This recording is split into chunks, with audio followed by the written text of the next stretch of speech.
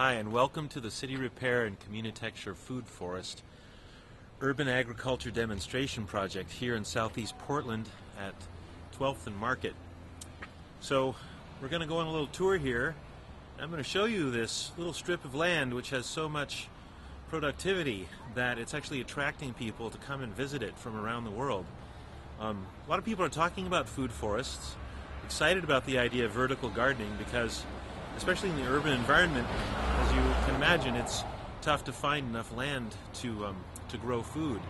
So that's where vertical gardening comes in, and the idea of taking advantage of things like this, south-facing microclimates, where you get a lot of sun coming and hitting south-facing surfaces, sometimes west-facing surfaces. Perfect opportunity to grow things because you get more heat built up there, and plants really love heat, most plants. And you can even, in that circumstance, actually grow things that are outside of your zone, like in our case, we can grow things from a more southerly climate, like almonds, for instance, in Portland, Oregon. So let's go on a tour and look around here. So just to start off with, what we have above our heads here, which is this lovely canopy, is an Asian pear tree. And for those of you who love Asian pears, this is a wonderful place to come in the late summer and harvest some fruit. But this Asian pear tree doesn't just provide us with just bushels of food. It also shades our storefront windows. So we're practicing some passive solar design here, passive solar heating and actually cooling as well inside of our design offices. So this location here is not just a food forest, it's actually wrapping around the design offices and the organizing offices of City Repair and Communitecture.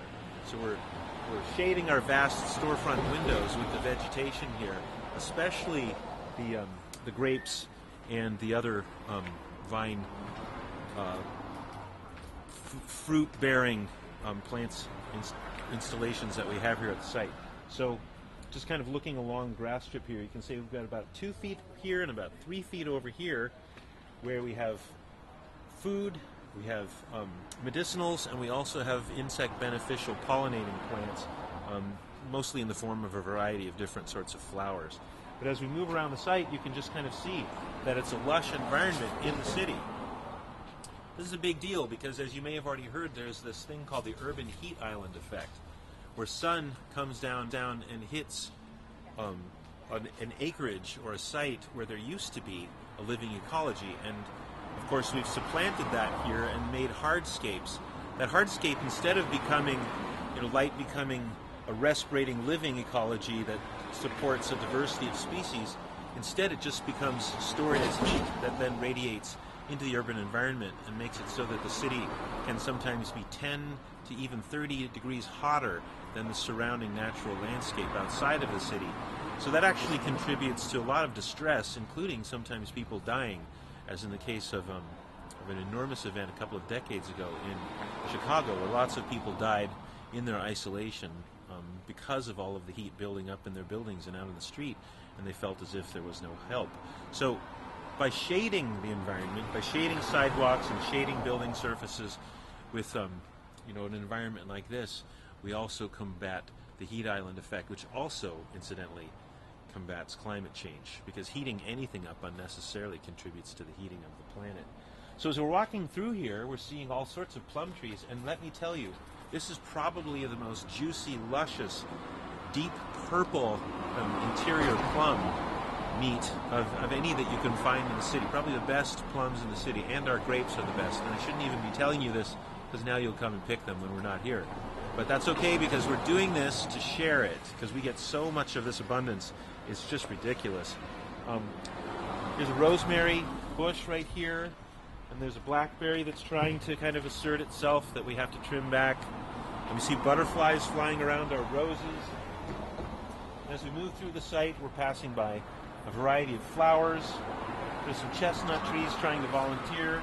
We've got this whole succession of blossoming that happens from the early spring all the way to the midsummer with flowers just blooming, so that we can not just be supporting pollinators, but actually just have this phasing of beauty that happens on the site.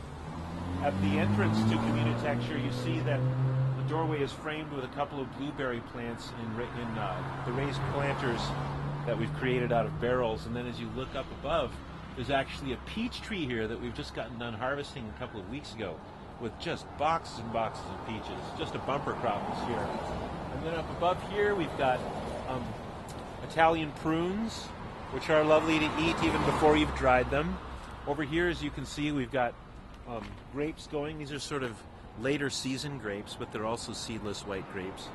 So we could do a lot of things with this, including dry them to make raisins and also wine or ale or mead. So as we walk along the food forest, you can see that the effect of shading the environment here is really pronounced. We're just in deep shade and suddenly it's a lot cooler here. As we're walking along, I want to point out our almond tree, which is where we're getting these little guys, and they're just kind of falling down on the sidewalk, and there's easily more than enough almonds growing in Portland, Oregon than the squirrels can even keep up with, so we get to eat too. And as you look up here, you can see our trellises that we installed a few years ago to give purchase to the fruit-bearing vines. There's even some grapes left that we haven't managed to get to. All along this edge we have raspberries. They're pretty much done for the year, but deep inside the raspberries we have some inoculated mushroom logs. Here we have an interpretive sign that lays out the location of all the 84 varieties of edibles that we have on the site. And I should say about a fruit forest, since I sort of started off to explain that, a food forest is a way of taking a certain amount of ground space and then designing a series of as many as 9 layers of productivity that all happen on the same spot.